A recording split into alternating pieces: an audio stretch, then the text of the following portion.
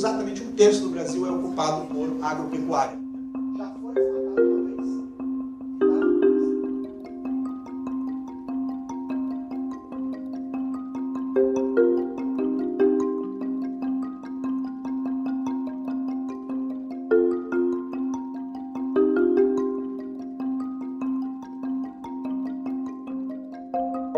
Essas transformações do uso da terra, elas estão acontecendo agora e de uma forma muito acelerada.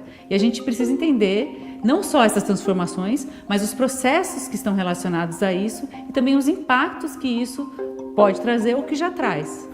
Então a gente gera os dados, os mapas, porque a gente sabe que existe essa necessidade do conhecimento do território. Principalmente detalhar o gráfico de mudança de uso da terra, que é o verdinho, que representa 49% de toda a... Quando você abre todo o processo de construção da ciência e a metodologia, o método, você abriu, olha a riqueza que pode ser. Porque esse método utilizado para a construção do mapa, da técnica da análise numa região, pode ser pego, reutilizado e adaptado.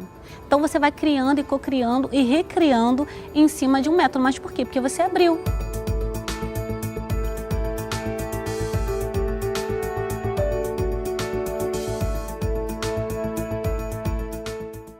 Ciência aberta só para os pares, mas é uma ciência aberta para todos. E a gente só faz ciência se a gente conseguir se apoiar sobre um conhecimento científico até então. Tem que ler artigos, construção de outros autores. Se esse conhecimento está restrito, a gente não consegue se apoiar muito, né? A gente pode, fica meio bambo.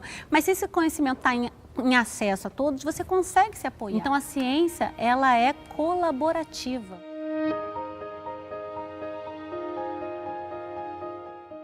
Quanto mais a gente compartilhar aquilo que a gente fez ou está fazendo, melhor para a ciência. Nós tivemos a oportunidade de ver isso agora na pandemia. Quando se baixaram as guardas, toda a informação científica foi compartilhada, os cientistas puderam acelerar o seu desenvolvimento para encontrar uma vacina. A questão meio ambiente é um problema global, é uma pandemia. Então, todos temos que pensar juntos, todos os países, o globo tem que pensar juntos.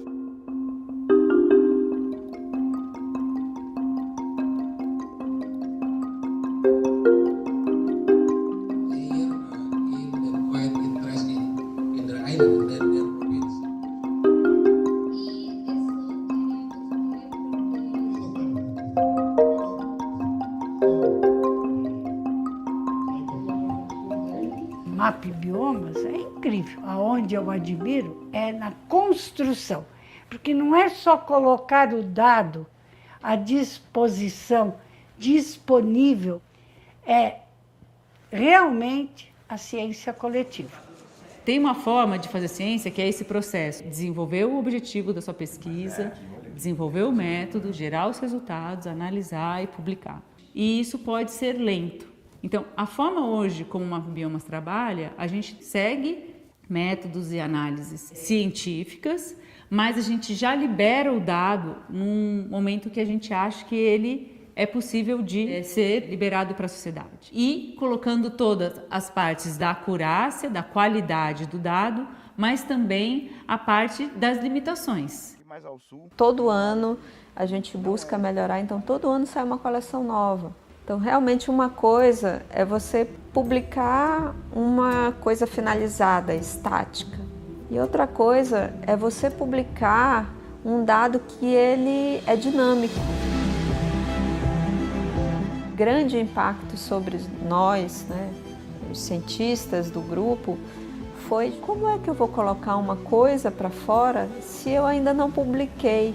Eu não vou nem ser reconhecida pelo trabalho que a nossa equipe tem feito. E nós não conseguíamos ver naquele momento que o grande impacto que nós geramos como rede foi justamente esse.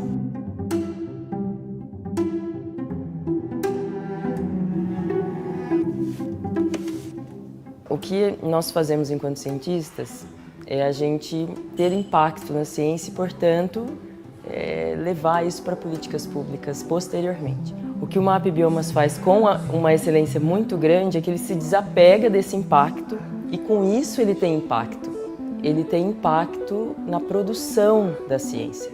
Então eu acho que isso é uma característica que eu vejo nessa iniciativa e que eu não vejo em nenhuma outra iniciativa que eu conheço do mundo, assim.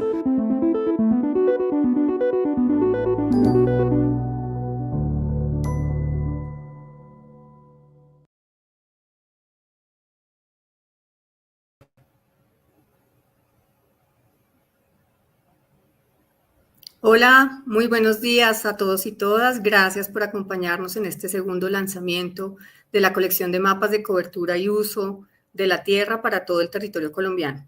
Hacemos un mapeo anual desde 1985 hasta 2023. Es un honor para mí estar aquí con ustedes y guiarles en este evento, donde veremos con mayor profundidad los datos que están publicados en la plataforma. Desde ya los invitamos a acceder a ella y poder consultarlos. Conocer también de la iniciativa, que como el video lo explicaba, es una inteligencia colaborativa y cooperativa que nos invita a avanzar y a utilizar los avances tecnológicos que estamos teniendo como en la humanidad, utilizando la computación en la nube y el aprendizaje de máquina.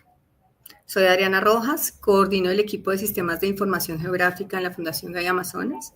Muchas gracias por ser parte de esta iniciativa y sumarse hoy a este lanzamiento.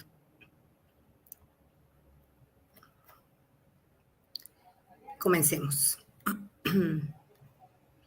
Bueno, MapBiomas Colombia es una iniciativa que, como vamos a ver más adelante, inicia en Brasil.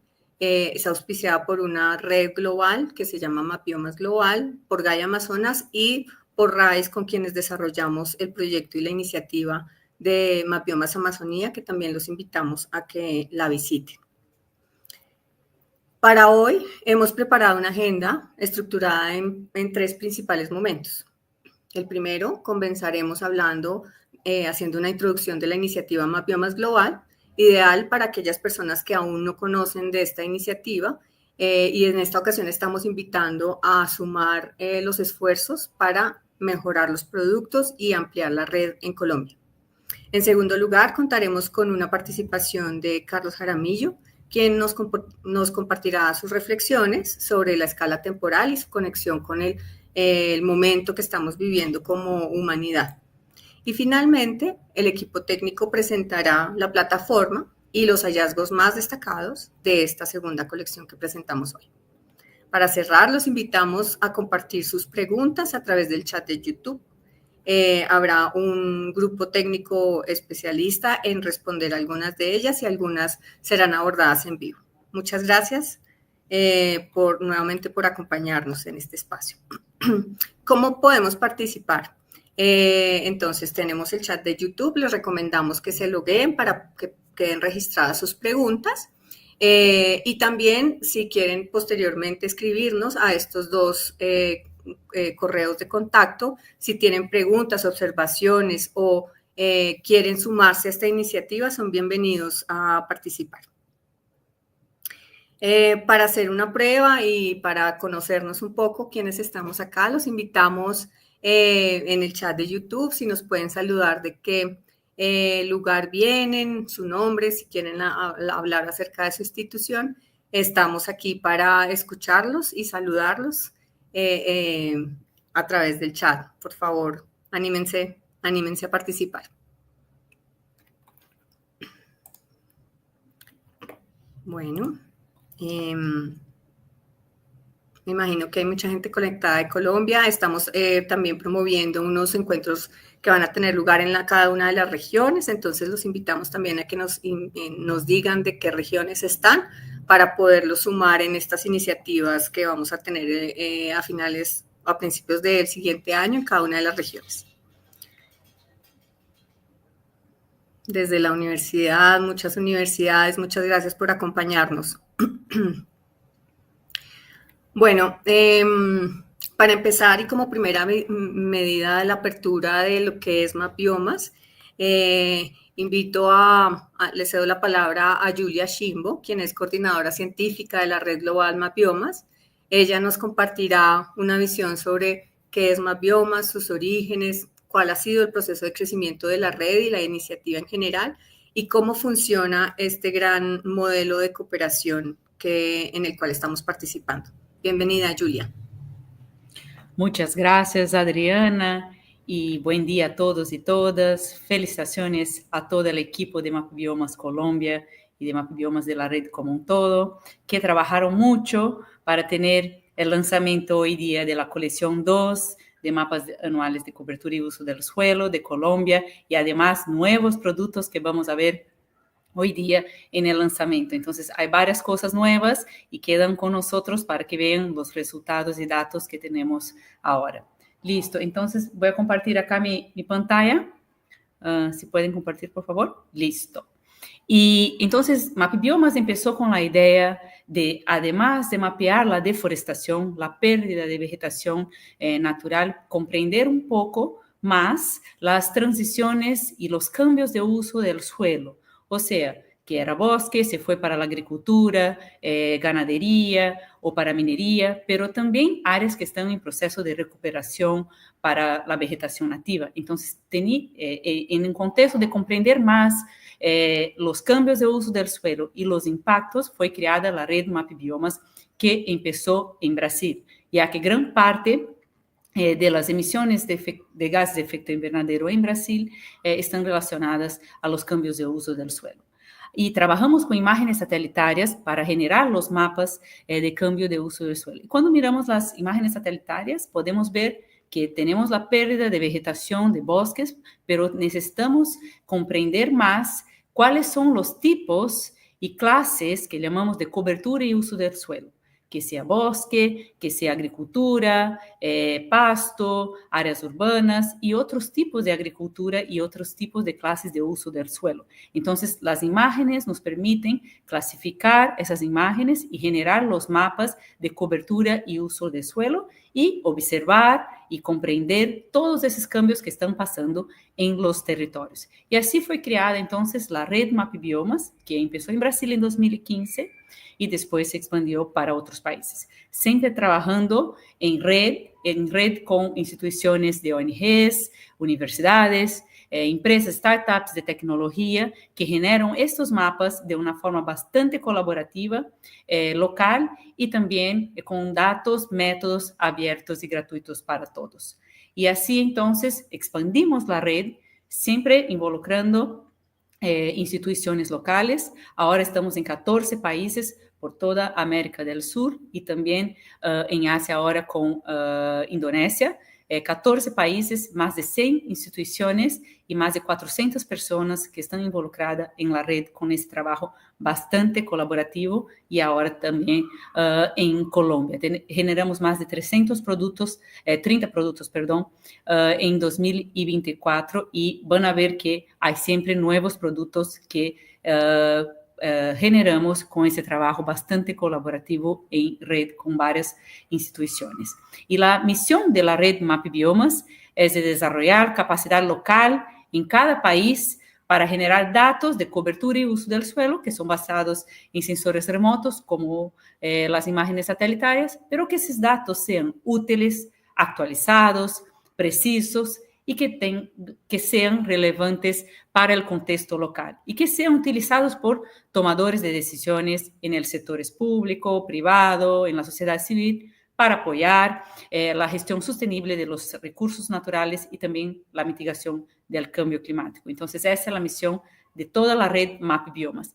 Y entre las características de trabajo de la red MapBiomas, además del trabajo colaborativo con varias instituciones, trabajamos con series históricas que abarquen todo el territorio. Por ejemplo, acá en Colombia, desde 1985 hasta 2023, entonces tenemos esa serie de 39 mapas a cada año y que abarca todo el territorio, el país de Colombia.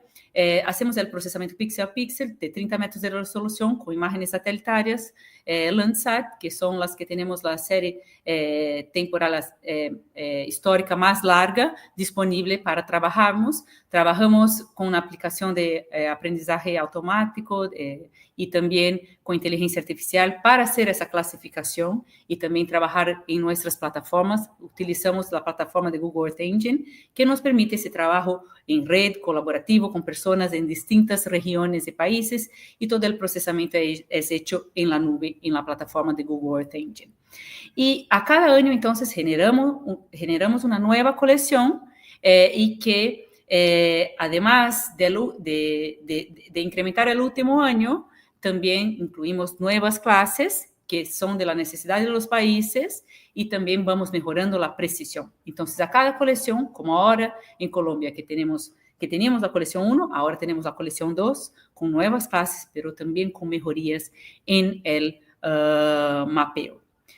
Además de los mapas de cobertura y uso del suelo, que desde el inicio de la red Map Biomas, ahora tenemos otros tipos de productos. Entonces tenemos productos, por ejemplo, de minería, agricultura, pasto, y deforestación, vegetación secundaria, Map Biomas suelo, de carbono orgánico del suelo, Map Biomas 10 metros, Map Biomas degradación, Map Biomas fuego, Map Biomas agua, Map Biomas alerta, varios productos, no solo anuales, pero también mensuales como fuego y agua. Y acá en Colombia estamos con los mapas de cobertura y uso del suelo y también los mapas de superficie de agua, de Map Biomas agua, y también ahora los nuevos datos de deforestación y vegetación secundaria que son generados a partir de los mapas de cobertura y uso del suelo. Entonces, trabajamos con productos anuales, pero también empezamos a trabajar con productos mensuales y siempre con series históricas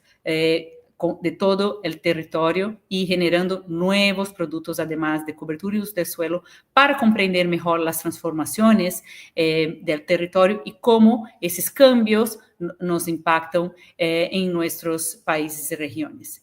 Siempre con datos abiertos, públicos y gratuitos, que están disponibles en la plataforma, acá como la plataforma de Map Biomas Colombia, que ya pueden acceder los datos de la colección 2, pero también se puede acceder y bajar los datos, los mapas, las estadísticas, los mapas murales, infográficos, todo siempre disponibilizado de una forma abierta, pública y gratuita.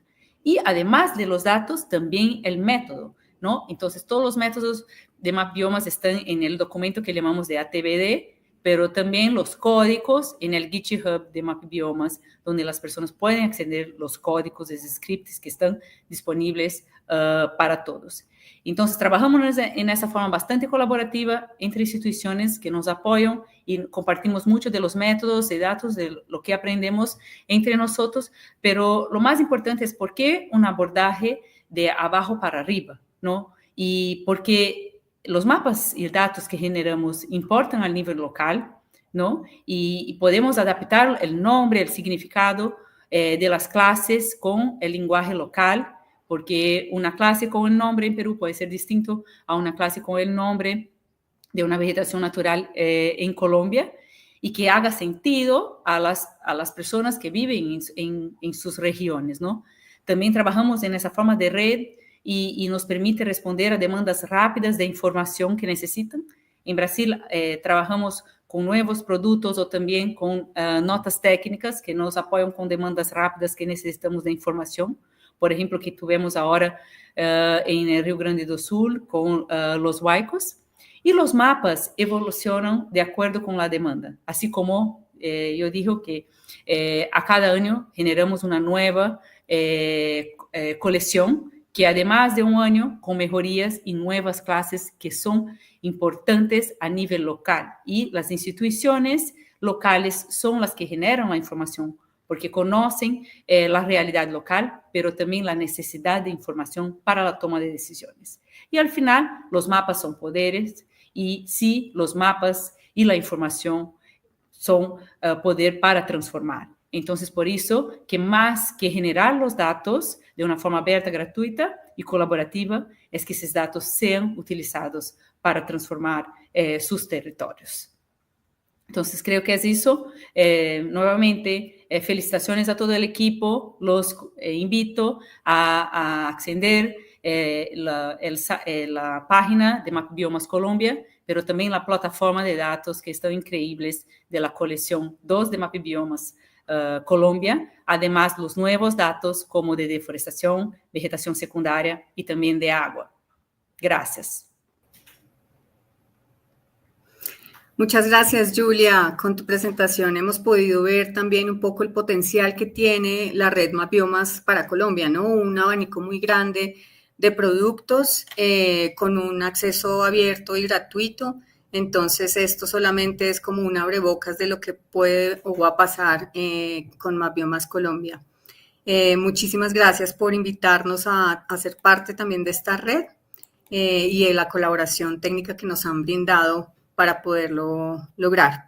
Adicionar que con la red de MapBiomas Amazonía, digamos, tenemos también posibilidades de ver qué es lo que está pasando en el otro lado de la frontera. Es algo bien interesante que también nos ofrece MapBiomas y que los invitamos nuevamente a explorar en la plataforma colombia.mapbiomas.org, el website, y en la plataforma directamente a consultar los datos de los cuales estén interesados.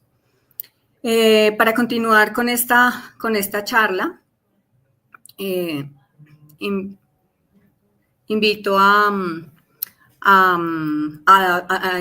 escuchar esta charla que nos va a inspirar acerca de lo que ha pasado en el pasado, en una amplia gama temporal, para que podamos pensar cómo va a ser el futuro.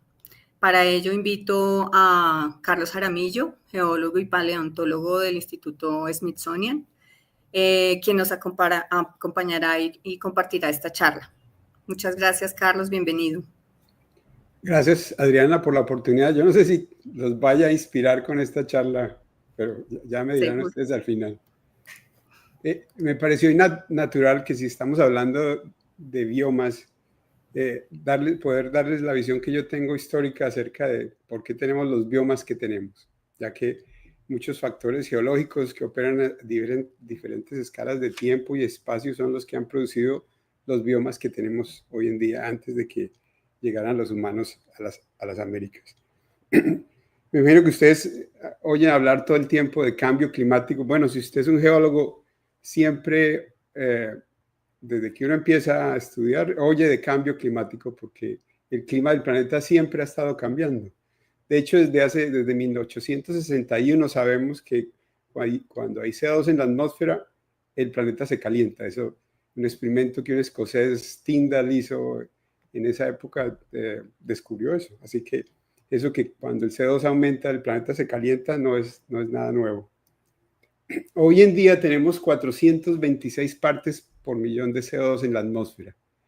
Y antes de la revolución industrial teníamos 280, es decir, que hemos aumentado 146 partes en unos 200 años. Pero estos números realmente no le dicen a uno nada sin comparar en términos de su magnitud y la tasa de cambio, qué realmente significan. Ahora, miremos la magnitud. Estos son la variación de CO2 de los últimos 800.000 años que han sido medidos directamente en los núcleos que se han obtenido en la Antártica. Y aquí uno puede ver que el CO2 ha variado de 180 a 280 cuando pasamos de una glaciación, que el planeta se enfría, a una interglaciación, que el planeta se calienta. Así que la variación son más o menos 100 partes por millón, de 280 a 180. Ahora, si usted mira aún en un tiempo geológico más antiguo, se daría cuenta que al menos en los últimos 120 millones de años el CO2 ha sido mucho más alto de lo que ocurrió durante los periodos interglaciales y glaciales. De hecho, la mayor parte del tiempo geológico el CO2 ha estado por encima de 400 partes por millón. Recuerden que estamos en 426. Esto quiere decir que para volver a un día que tuviera el mismo CO2 en el pasado, tendríamos que el mismo CO2 que estamos respirando en este instante, tendríamos que regresar al menos 4.5 millones de años. Ahora miremos la tasa de cambio. Aquí calculé lo mismo, qué tanto ha cambiado el CO2 en los últimos 800.000 años en estos núcleos de hielo.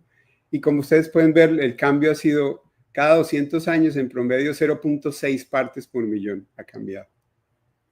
El calentamiento más intenso que ha tenido la historia del planeta en los últimos 500 millones de años pasó en el límite Paleoceno-Eoceno, hace unos 56 millones de años. Y en este, que es el calentamiento más rápido del cual conocemos geológicamente, el CO2 aumentó en 5.2 partes por millón en un intervalo de 200 años. Cuando ponemos estos tres valores juntos, nos damos cuenta que lo que ha pasado en términos de tasa de cambio no tiene un antecedente en la historia geológica de nuestro planeta. Ha sido unos 240 veces más rápido que cualquier cambio que hayamos tenido en el pasado. Cuando usted mira qué otro elemento tiene esta tasa de cambio similar al CO2, pues se da cuenta que es el crecimiento de la población. Hemos aumentado, nuestra población está en 8.200 millones de personas y ha aumentado en los últimos 200 años 165 veces más rápido que toda la historia desde que apareció nuestra especie hace unos 250.000 años. Y eso usted lo ve reflejado en todos los sitios. Por ejemplo, Bogotá hace 200 años tenía 36.000 personas y es el área que ocupaba en ese entonces, y hoy tiene más de 11 millones de personas. Ahora, sabemos que la temperatura responde casi que de inmediato a un aumento de CO2 en la atmósfera. Y como hemos visto, el promedio global de la temperatura en los últimos 200 años ha aumentado unos 1.3 a 1.4 grados Celsius.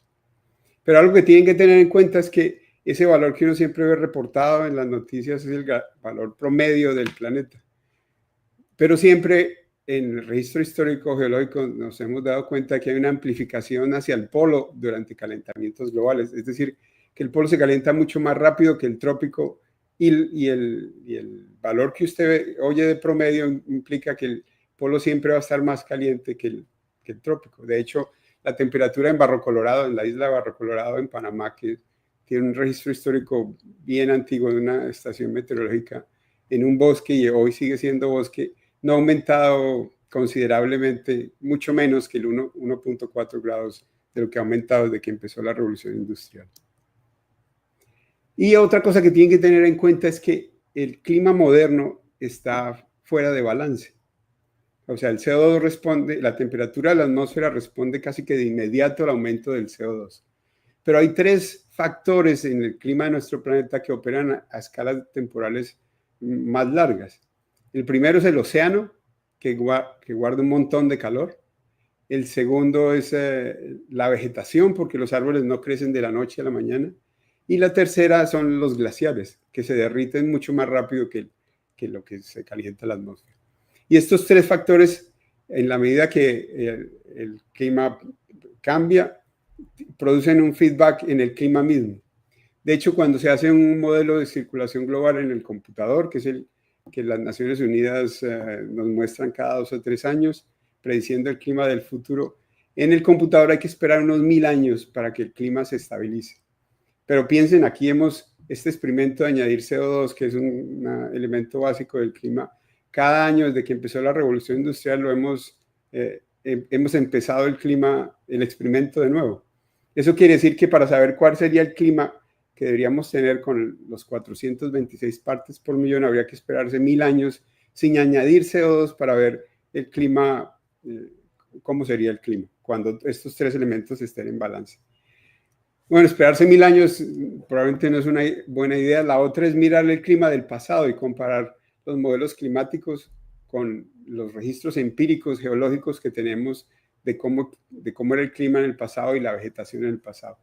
Por ejemplo, es lo que se espera, lo que los modelos esperan para este calentamiento intenso que les conté de hace 56 millones de años, prediciendo que en el modelo que la mayoría de la Amazonía debería ser un desierto a esa temperatura.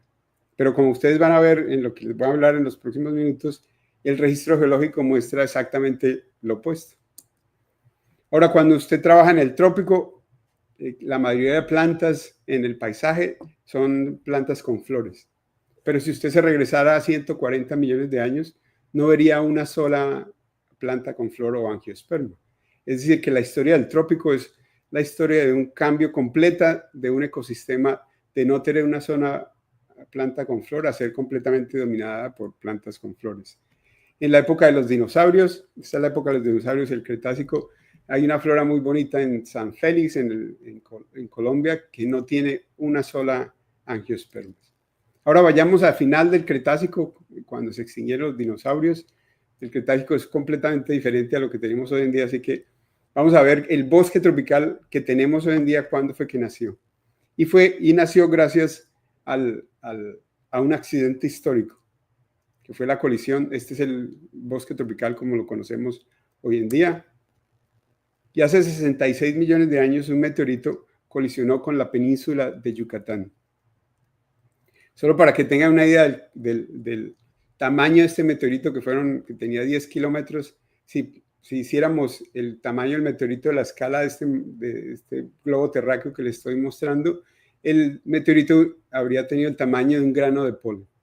Y solo el efecto de algo tan pequeñito en todo el planeta cambió el bosque tropical hasta nuestros días. Y usted podría pensar esto como un experimento a escala planetaria de una transformación del paisaje muy rápida. Y básicamente ese experimento pasó hace 66 millones de años. Después de que cayó este meteorito, habían dos posibilidades: de volver al bosque que teníamos antes, de pronto con otras especies, o tener un bosque completamente diferente. Y para eso el registro fósil del trópico es excelente, se preservan muy bien las plantas, y de las plantas se preservan como ven en la imagen, frutos y hojas, semillas, maderas, granos de polen. Estudiamos durante más de 11 años este cambio entre antes de que cayera el meteorito y después de que cayera el meteorito en Colombia y Venezuela, tratando de entender qué le habían pasado a las plantas. Y lo que encontramos es que hubo una extinción masiva justo después de que cayó el meteorito, hace 66 millones de años. La tasa de extinción se disparó muy rápidamente y tomó al menos 8 millones de años en volver a tener la diversidad que teníamos antes de que cayera el meteorito. Y no solo cambió una extinción masiva, sino que el bosque tropical cambió para siempre. Antes, durante la época de los dinosaurios, el bosque tropical no era dominado por angiospermas, pero después, hasta nuestros días, el bosque llegó a ser dominado por angiospermas. Algo que podemos hacer en el registro fósil es estudiar la venación, porque las venas se preservan en los fósiles y con ellas podemos ver la estructura del bosque. Podemos saber si un bosque tiene varias capas o una sola capa. Y ya que esto se preserva y el bosque que tenemos hoy en día tropical tiene el dosel completamente cerrado, en la densidad de venas podemos ver que hay una distribución bimodal, es decir, que hay unas hojas que están en el tope que tienen una densidad de venas muy alta, mientras que hojas del mismo árbol, en la parte baja del árbol, la venación es más baja. Y con esto podemos entender que ese bosque que surgió después de que cayó el meteorito es básicamente el mismo bosque que tenemos hoy en día, con las mismas familias dominando, con un dosel que es cerrado y dominado por angiospermas y muchas lianas y epífitas, mientras que los bosques del Cretácico eran muy abiertos, los árboles grandes eran dominados por gimnospermas, por araucarias, y todo esto cambió gracias a este accidente histórico, que aún sentimos que el bosque que tenemos hoy en día es el producto de lo que pasó a un instante en la mañana de un día hace 66 millones de años. En los últimos 66 millones de años, el CO2 ha aumentado y disminuido a escalas temporales rápidas y cortas. Y lo que hemos visto en términos generales es que cada vez que el CO2 baja, el planeta se enfría y la diversidad tropical baja. Y cada vez que el CO2 aumenta, el bosque tropical se expande y la diversidad aumenta. Ahora, no solo el único bioma que existe en las zonas tropicales de las Américas es el bosque tropical húmedo. Hay al menos otros 8 biomas tan interesantes como el bosque tropical, incluyendo el bosque seco, los bosques xerofíticos, las sabanas, los bosques montanos, el páramo y la puna. Cuando usted compara todos estos biomas y los pone en un gráfico como este, donde está en el eje X la temperatura media anual y en el eje Y la precipitación, se da cuenta que en el trópico realmente lo que importa es el agua. Usted puede pasar de un bioma a otro a la misma temperatura, simplemente variando la cantidad de agua que cae y qué tanto cae a lo largo del año. Mucho más importante que la temperatura. Solo para darles una idea de cómo los biomas que tenemos hoy en día han sido transformados radicalmente en el pasado. Esta es la península de La Guajira hoy en día, en el norte de Colombia. Cuando estudiamos su registro fósil nos damos cuenta que era muy diferente a como la tenemos hoy en día. Encontramos animales como este gavial, de más de 7 metros de largo. Hoy en día solo existe en el sureste asiático, pero era muy abundante en La Guajira y en Falcón, en Venezuela. O Stupendemis, esta tortuga de agua fresca de casi 3 metros de largo, que era muy común por todo Venezuela y Colombia. La encontramos hasta en el Tolima, mostrándonos que así lucía la península de La Guajira hace 4 millones de años. Y hubo un cambio drástico en el clima del trópico al comienzo del Cuaternario, que transformó este paisaje del bosque que era hace apenas 4 millones de años en el desierto que tenemos hoy en día. Y ya para finalizar, algo que quisiera también que tuvieran presente es que el único mecanismo que conocemos hoy en día que puede remover CO2 de la atmósfera, el que hemos puesto en los últimos 200 años, es la meteorización, que es un proceso que opera a escala geológica. Eso quiere decir que si pudiéramos lograr que el CO2 no pusiéramos más CO2 en la atmósfera esta tarde, tomaría al menos 4.000 años en volver al CO2 que teníamos hace 200 años, porque este proceso que lo remueve la atmósfera es un proceso de escala geológica. Es decir, que querámoslo o no, tenemos que aclimatarnos al cambio que ya producimos, porque al menos por los próximos 4.000 años seguirá ocurriendo. Y solo para darles una idea del cambio o la posibilidad de que detengamos el aumento de CO2, hace unos meses alcanzamos 98 millones de barriles diarios de uso de petróleo, y este es el mayor consumo que ha tenido la historia de la humanidad de que estamos usando petróleo. O sea, a pesar de que todas estas conferencias internacionales, la realidad es que estamos usando más petróleo que nunca. Y como el futuro del agua de todo el planeta depende de qué le va a pasar a los bosques tropicales, porque los bosques tropicales son una fábrica de agua y usted puede estar viviendo en cualquier otro sitio del planeta y tiene que importarle qué le pasa a los bosques tropicales, especialmente de las Américas, porque sin agua fresca es imposible vivir.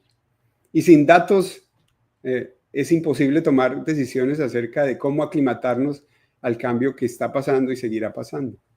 Y por eso esta iniciativa de biomas es tan importante, porque para tomar decisiones nuevamente se requiere ciencia, se requieren datos, y sobre los datos es que uno puede tomar decisiones económicas y políticas. Así que estoy muy ansioso de poder empezar a usar el mapa de biomas, y muchas gracias por la invitación.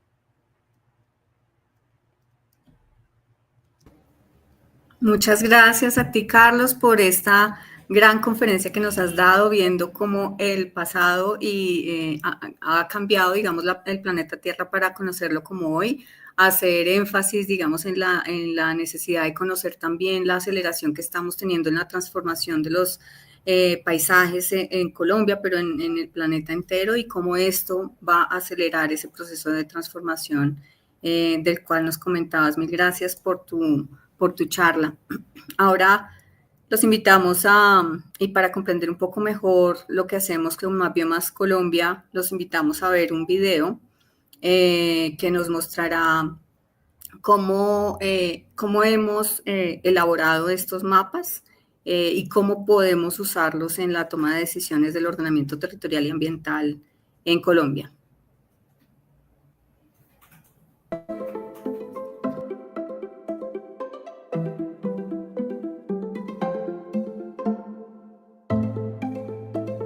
MapBiomas es un gran observatorio de información geoespacial que reúne data histórica de más de 4 décadas de toda la información territorial del país, de la superficie continental de Colombia, y adicionalmente busca conformar todo un gran nodo de aliados a través de una red nacional en todo el país. MapBiomas como una herramienta potencial para la construcción de conversaciones en la esfera pública tiene un potencial enorme, pues está ofreciendo datos oportunos, prioritarios, actuales y en un tiempo muy corto de una serie espacial y multitemporal desde el año 1985 hasta el 2023 en diferentes ámbitos.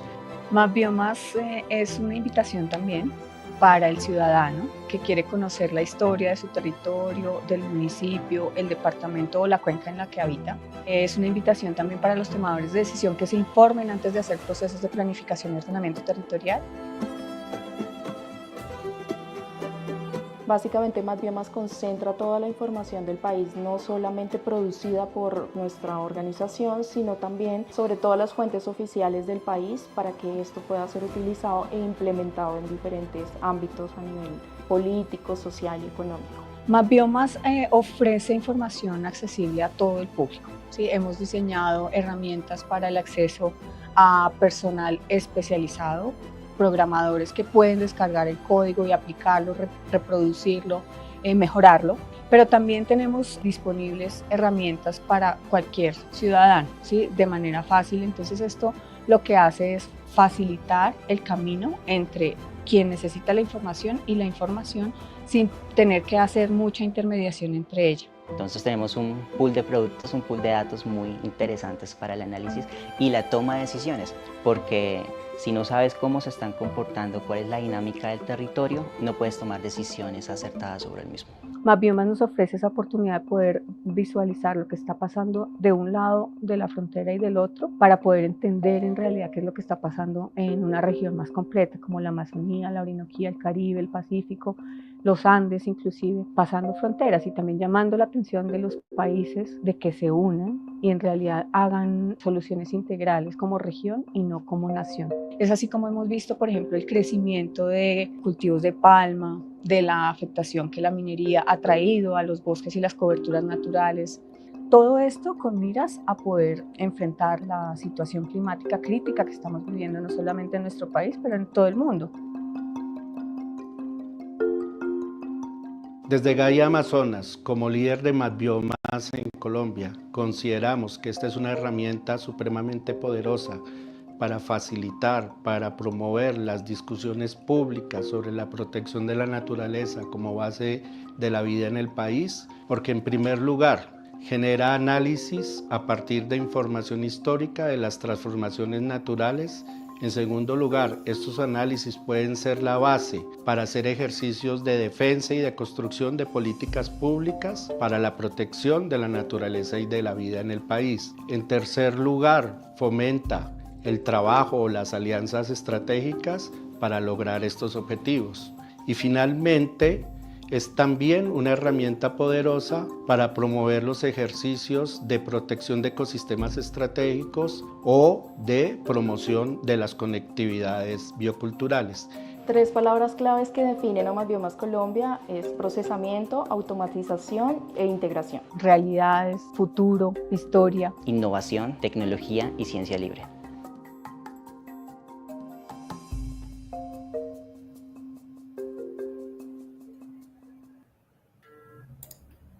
Bueno, después de tener este vistazo rápido de lo que es MapBiomas Colombia y el potencial de uso que tiene, los invitamos a seguir preguntando por el chat. Estamos solucionando algunos temas, pero nos complace saber que ya están entrando a descargar los datos. Nos han reportado una falla que ya estamos solucionando. En breve podrán hacerlo, pero los invitamos a acceder a los datos a través de la plataforma que está totalmente funcional. A continuación exploraremos los datos que hemos dispuesto en la plataforma de MapBiomas Colombia para su consulta y análisis, para lo cual le doy la palabra a John Aguilar, líder técnico del componente de monitoreo de agua en Mapbiomas Colombia. Bienvenido, John. Muchísimas gracias, Adriana. Bueno, la charla previa nos dejó un vistazo muy grande de lo que está sucediendo, o lo que sucedió mejor, a nivel geológico.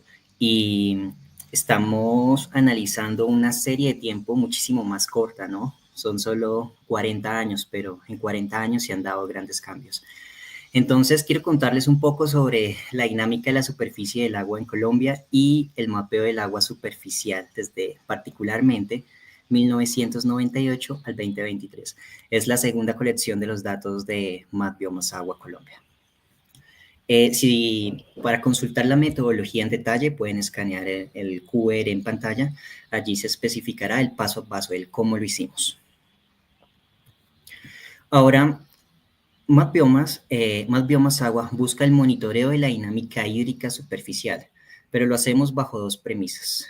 Una premisa anual, donde podemos ver la acumulación del agua permanente en todo el país, y también hacemos un mapeo mensual que nos permite determinar estas dinámicas interanuales y el comportamiento de los flujos hídricos en el territorio nacional. En pantalla pueden ver el ejemplo de la depresión Molpocina, particularmente los cambios a nivel mensual entre el 2011 y el 2016. El 2011 es una época de fenómeno del Niño, una época particularmente de sequía histórica del país, y en el 2016, en el 2011 fue una época de fenómeno de la Niña de lluvias, y en el 2016 fue una época del fenómeno del Niño, más de sequía. Ahora, ¿qué nos muestran los datos? ¿Cuáles son los resultados que tuvimos para Colombia para el año 2023? Encontramos que el país tiene una extensión de agua superficial que podemos observar a partir de sensores remotos, sensores ópticos, de 1.86 millones de hectáreas. Si nosotros hiciésemos una dimensión de esto, es solamente el 1.64% del territorio colombiano. Esto es cerca de 11 veces el tamaño de Bogotá, o si agrupáramos todo el agua del país en un solo sitio, sería del tamaño del departamento del Huila aproximadamente. Entonces nos da la magnitud de la cantidad de agua que tenemos en la extensión nacional. Ahora, cuando vemos los datos en una serie multitemporal, desde 1998 hasta el año 2023, encontramos varias particularidades. En primera, que cuando analizamos la media histórica, encontramos una superficie cercana a 1.85 millones de hectáreas, desde 1998 hasta el 2023.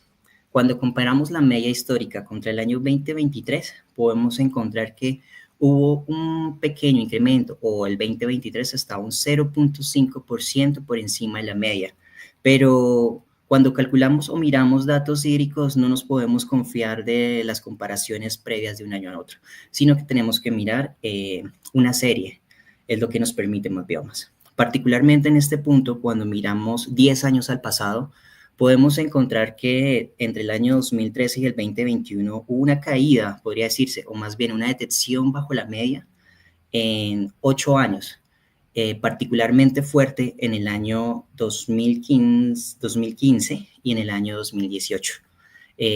Aquí tenemos los impactos tal vez, o más bien los efectos del fenómeno del Niño. Y en el año 2011 y 2022 tuvimos un crecimiento particularmente alto que están asociados a las dinámicas del fenómeno de la Niña.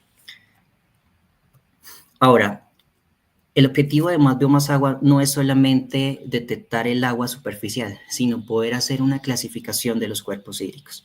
Entonces, bajo el proyecto se categorizaron 5 clases particulares, en donde hablamos del agua natural, como son los ríos, lagos, lagunas y ciénagas, hidroeléctricas, las aguas con influencia minera y las aguas de los procesos acuícolas. Y una gran clase, podría decirse, que son las aguas antrópicas, como pueden ser los embalses, reservorios, highways en el país. Cuando miramos esto a nivel global, encontramos que las aguas naturales son cerca del 94.2% de la superficie del país. Y al sumar todos los grupos o todos los cuerpos hídricos antrópicos, encontramos que son casi cercanos al 6%. Si lo miramos en términos de área, sería aproximadamente 100.000 hectáreas, más o menos. Ahora, si quisiéramos hacer una equivalencia de toda el agua antrópica, podríamos llegar a 2.3 veces el área urbana de la ciudad de Bogotá. Condensaría todo el agua que tenemos a nivel antrópico. Ahora, si lo miramos históricamente, entre el año 2000 y el año 2023, encontramos dos cosas.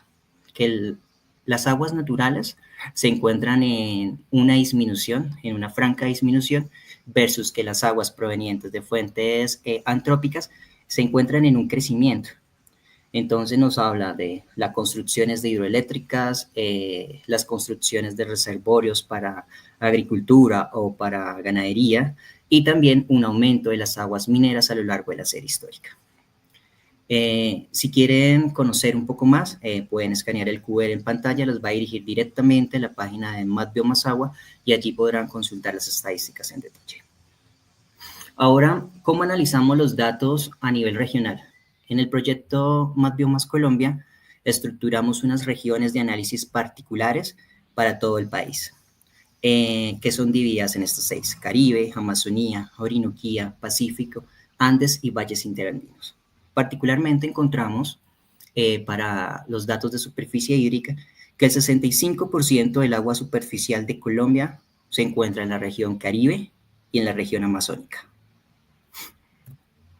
Ahora, cuando desglosamos los datos según el tipo de cuerpos hídricos que tenemos acá, por supuesto, encontramos que la Amazonía es la que mayor cantidad de agua natural tiene, y en el otro extremo, los Andes, la región andina, es la que mayor cantidad de cuerpos de agua natural tiene en ella.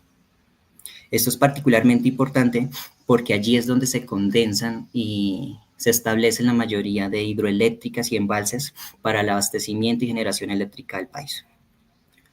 Ahora, para poder hacer un desglose de la superficie de agua a nivel regional, encontramos en Colombia, podría decirse que dos macrocomportamientos.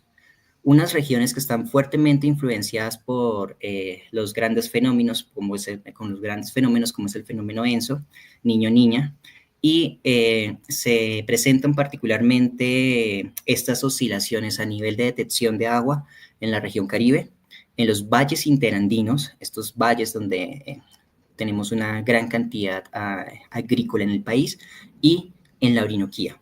Aquí tenemos estas fluctuaciones que, si lo viéramos comparado contra una gráfica niño-niña, tienen una correlación muy alta en la detección, lo cual es completamente lógico, pues afecta los ciclos de precipitación en todo el territorio nacional.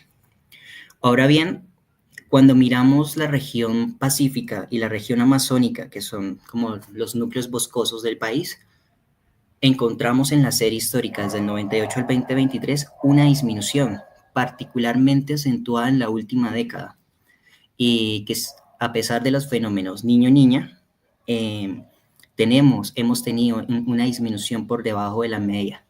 Entonces, esto nos pone a pensar sobre los impactos o más bien los efectos del calentamiento sobre estas grandes masas boscosas.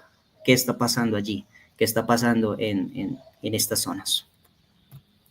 Ok, ahora tenemos la región andina, que la región andina, a diferencia de las otras 3 regiones, presentó un comportamiento diferente a la última década.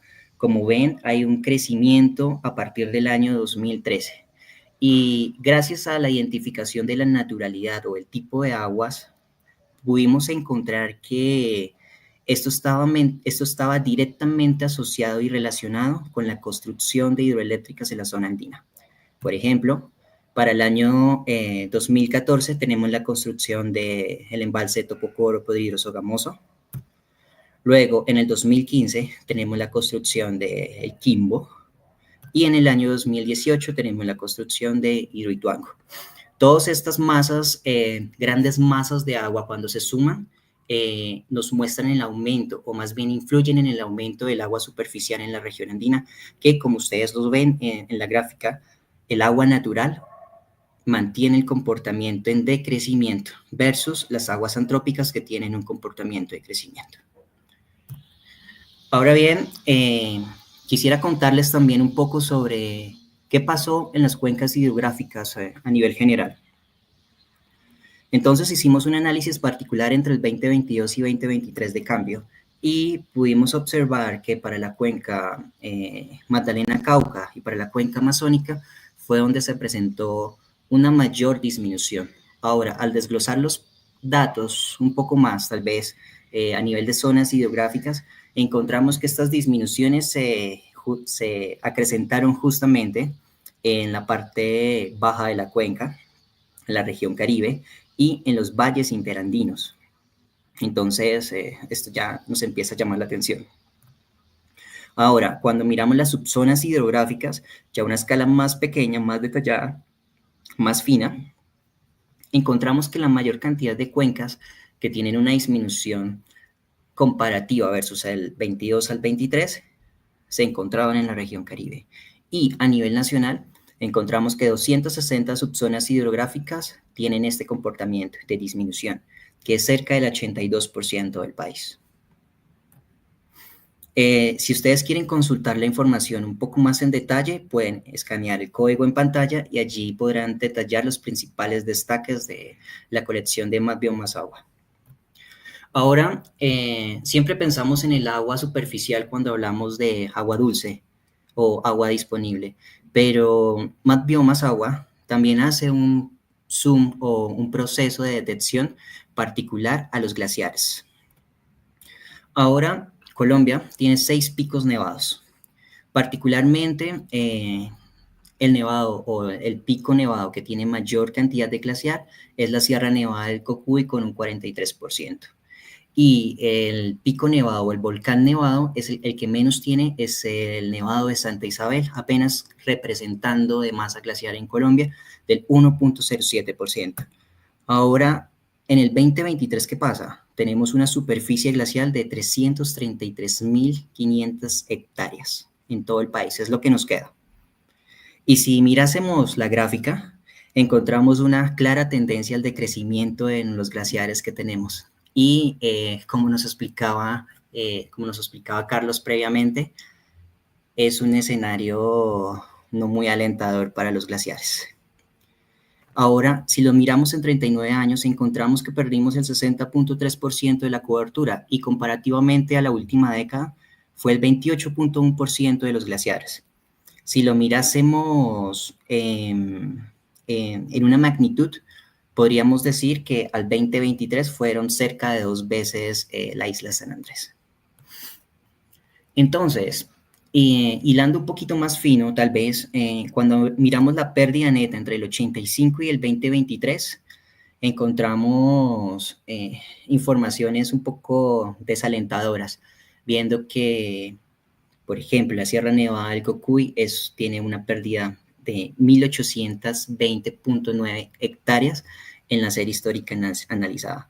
Y si lo miramos a nivel nacional, son de 5.068 en toda la serie histórica. Ahora, al analizar la tasa de glaciación, nos da un número cercano a 131.6 hectáreas años.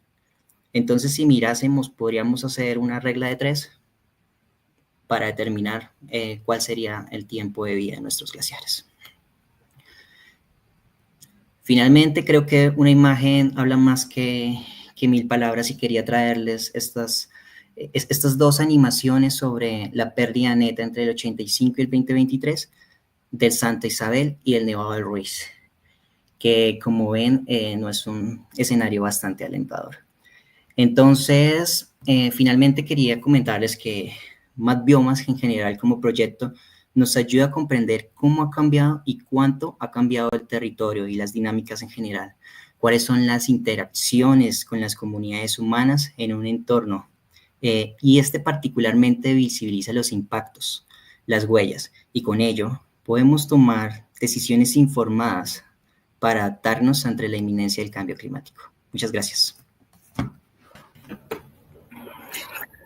Muchas gracias, John, por tu clara presentación y por también apoyar y hacer posible que tengamos estos datos disponibles. John es el líder de este proceso de interpretación en Mapbiomas Colombia.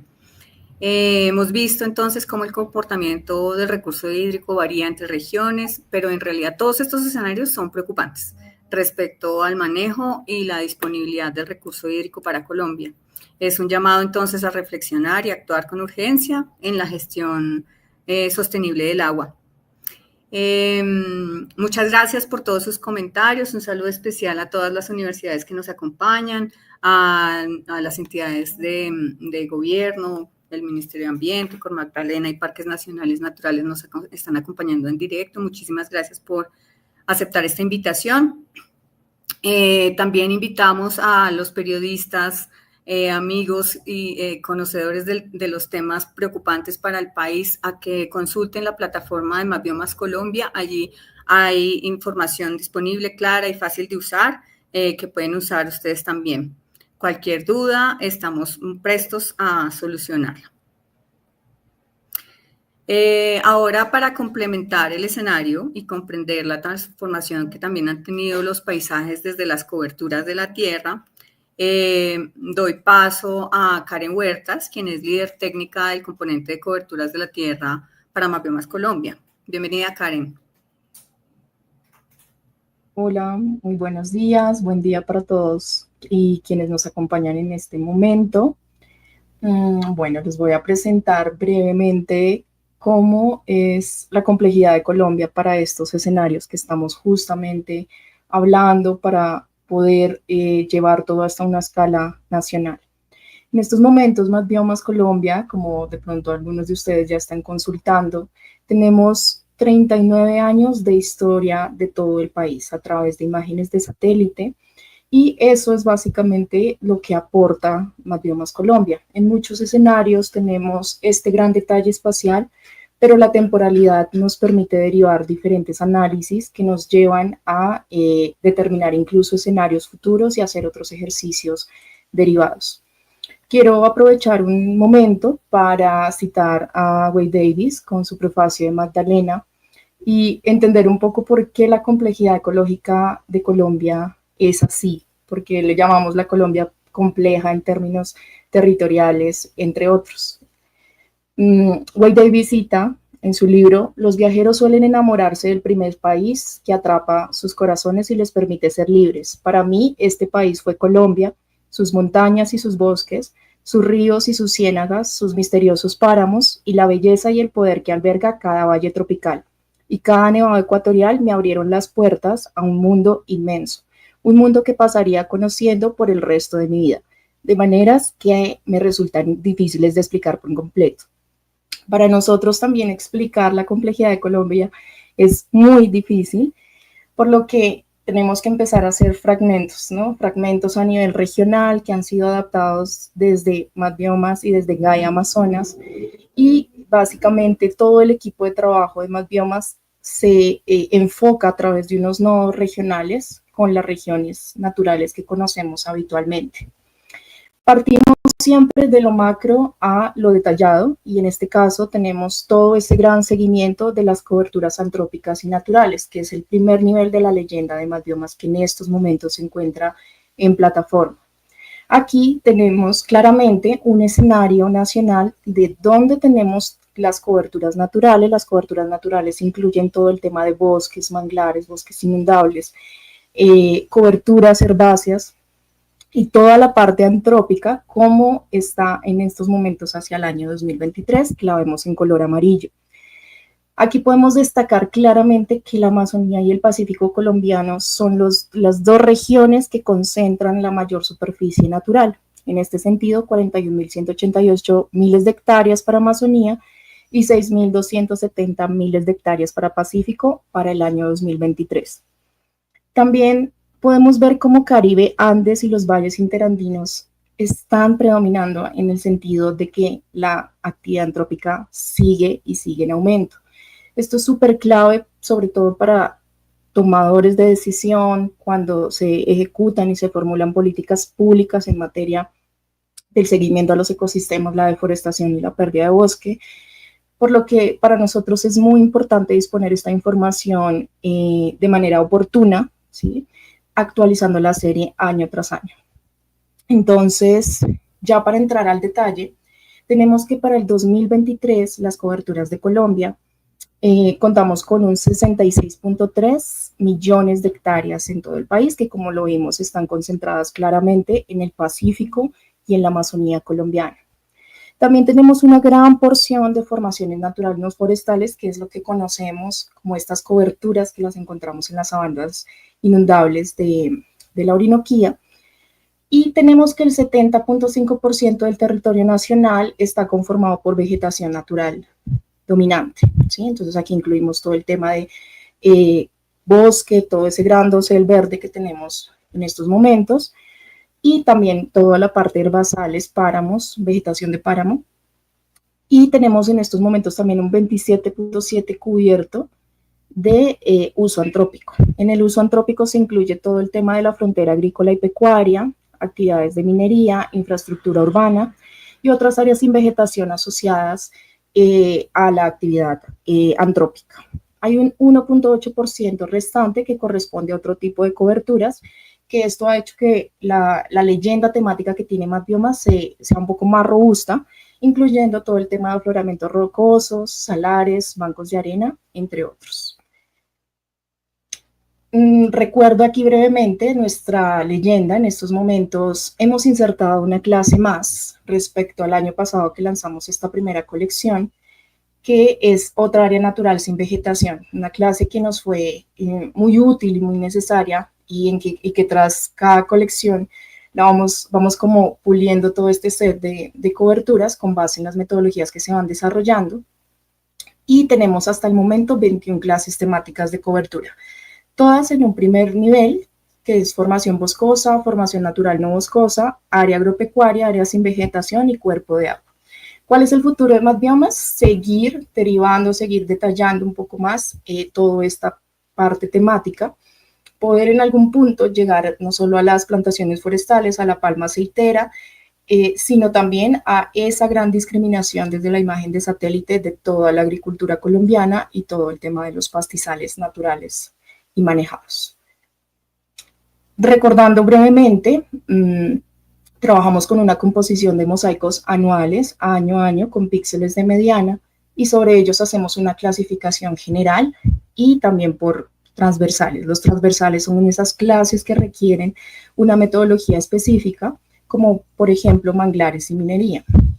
También tenemos una postclasificación que se constituye en un set de filtros muy robusto que busca detectar anomalías a nivel temporal, ¿sí? Básicamente trabajamos con tendencias y con el gran histórico que cuenta MapBiomas. Finalmente hacemos todo un proceso de integración que nos toma más o menos un año en ejecutar, una vez las imágenes de satélite también están listas. Entonces, si vamos a trabajar ya con la actualización del 2024, debemos esperar a que se cumpla todo el mes de diciembre. La dinámica temporal caracteriza muchísimo a MapBiomas y nos amplía ese espectro de todos los datos oficiales que tenemos hasta el momento de las iniciativas globales que hacen este mismo ejercicio. Ustedes se preguntarán qué de diferente tiene esta iniciativa respecto a otras, ¿no? Y es básicamente la temporalidad.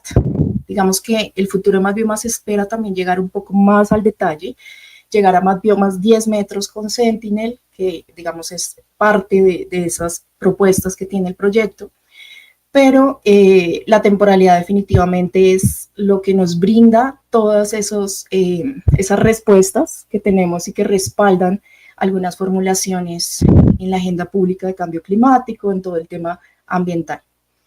Y tenemos que para el 2023 la vegetación natural perdió 6.4 millones de hectáreas en 39 años. Entonces llevamos casi 4 décadas perdiendo millones de hectáreas de vegetación natural, que incluye todo el tema de los bosques y todo el tema de los herbazales.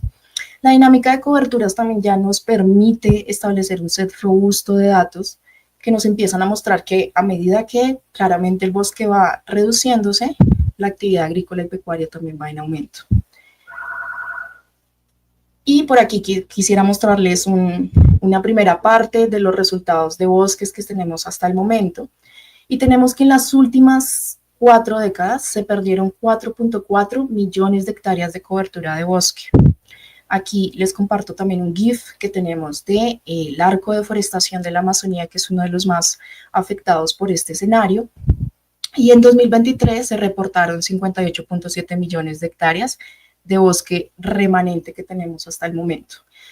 A nivel departamental tenemos departamentos líderes como Amazonas, Guaviare, Caquetá, Vaupés, Bichada, Guainía, y un poco más entre Amazonía y la Orinoquía tenemos Almeta, pero también se destaca el Chocó. A nivel de mosaico de agricultura o pastos, en estos momentos tenemos para el año 2023 que toda esta cobertura de manera conjunta a nivel de mosaico ocupa el 26.5% del territorio colombiano para la actualización de este año de estudio. Y efectivamente tenemos ese gran aumento de superficie a 2020, en un 23% a 2023, comparando la línea base de 1985. Aquí también ya tenemos como una variedad en el tema de los departamentos, siendo para más biomas, Meta, Antioquia y Caquetá los que lideran esto a nivel departamental.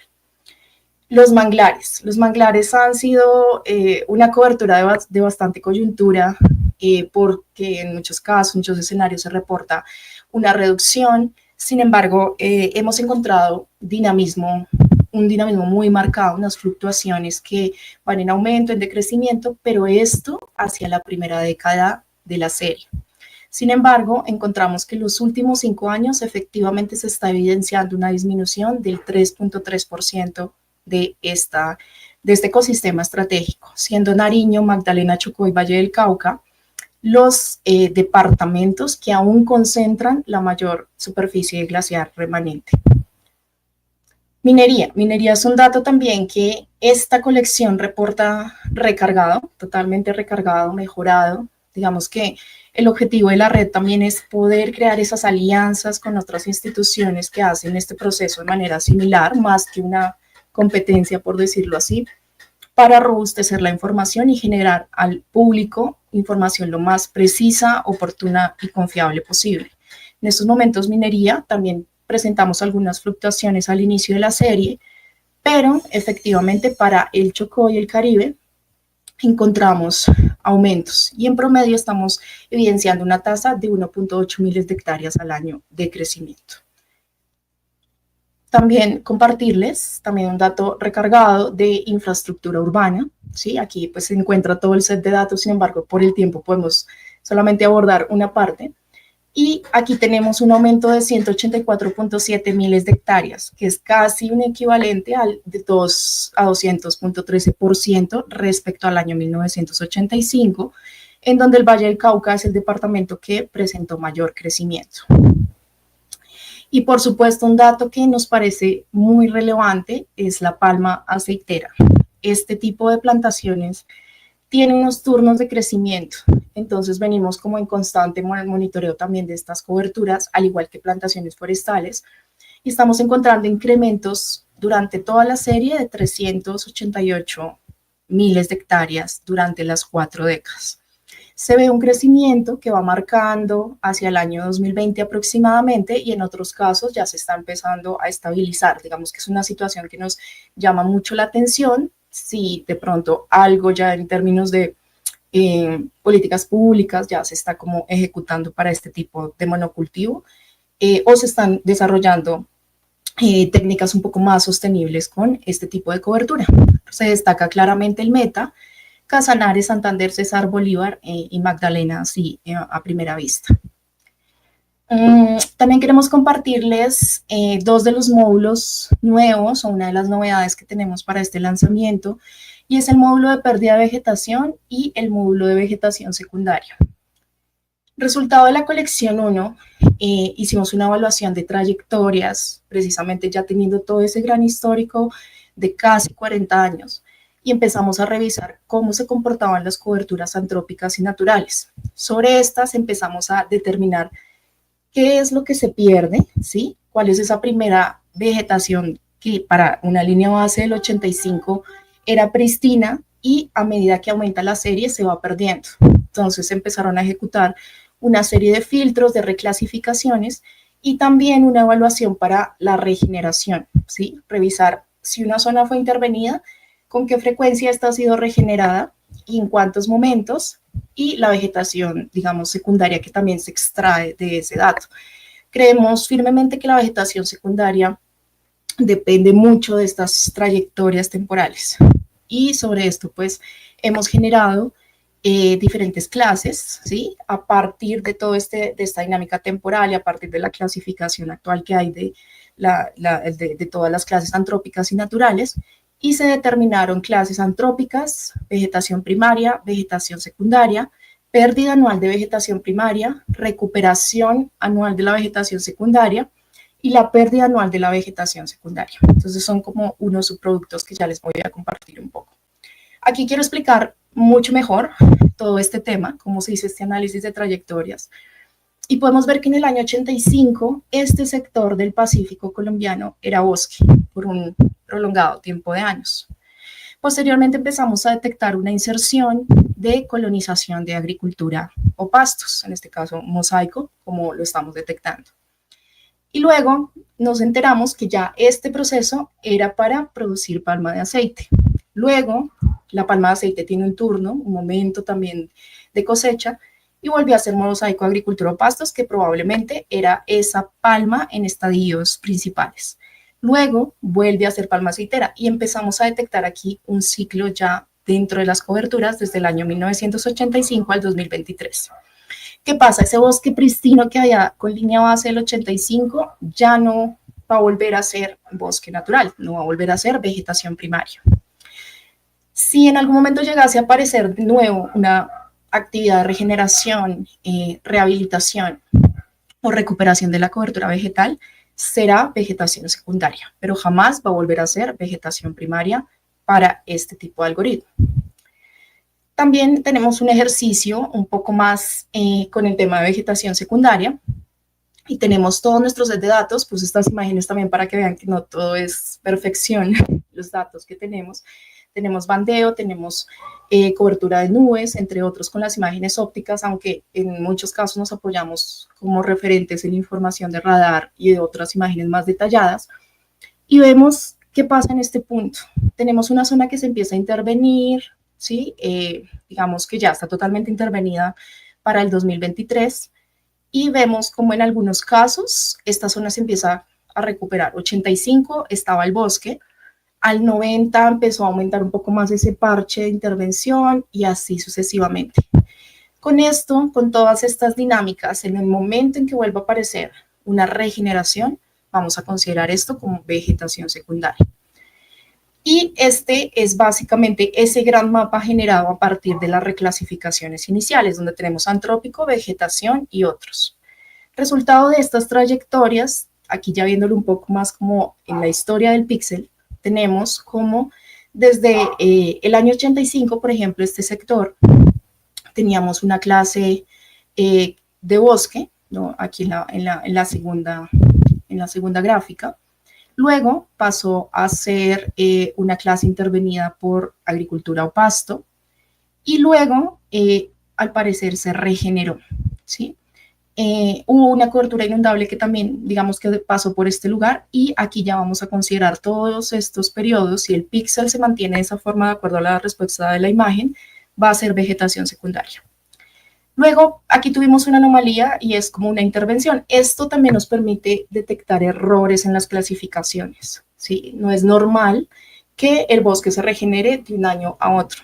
Por eso, también digamos que es un control de calidad que nosotros hacemos para el ejercicio que producimos. Finalmente, este es el mapa de vegetación primaria, vegetación secundaria, también la pérdida de vegetación, pero ya lo vamos a ver en plataforma con un poco más de zoom, porque pareciera que solamente fuese antrópico y vegetación natural. Aquí unas estadísticas principales que tenemos. Vemos, por ejemplo, también la pérdida de la vegetación primaria y la vegetación secundaria, porque la vegetación secundaria también se va perdiendo y nuevamente inicia como ese gran ciclo, sobre todo en zonas donde hay inserción de cultivos, de pastos, que cumplen un estado también como cíclico. Entonces, los invito nuevamente a que accedamos a la plataforma de Más Biomas Colombia para que empecemos a explorar un poco los módulos, ¿no? Para que veamos a detalle lo que se ha incorporado.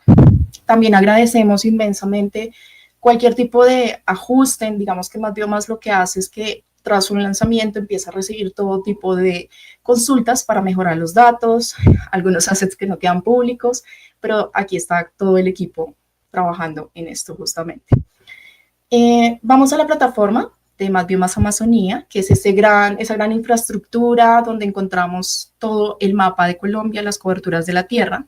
Y si nos fijamos en el costado izquierdo, tenemos diferentes métodos de consulta. Por ejemplo, cómo dibujar un polígono. Recomiendo que este polígono sea pequeño porque todo se hace en la nube para que podamos ver cómo va variando esta zona. Por ejemplo, Parque Nacional Natural Tinigua, desde el año 85 al 23, que ya conocemos que tiene una dinámica bastante fuerte. Podemos cambiar también todo lo que ya la plataforma ofrece: opacidad, historia del punto, la consulta del punto que estamos revisando y que este cruce con otras capas. Y por supuesto también la imagen de satélite con la que se hizo la interpretación. Entonces en estos momentos estamos viendo la imagen Lanza del año 2023, cómo se generó ya finalmente y el procesamiento que se hizo para obtener esta clasificación. También está todo el set de las 21 clases en el costado izquierdo, nivel 1, nivel 2. Si apagamos los dos niveles y encendemos, por ejemplo, solo el bosque, vamos a poder ir viendo de inmediato las estadísticas y descargarlas en CSV. Y aquí se encuentran las magnitudes de las transiciones en diferentes periodos, en donde en rojo vamos a tener todas esas transiciones de bosque a no bosque que ocurrieron.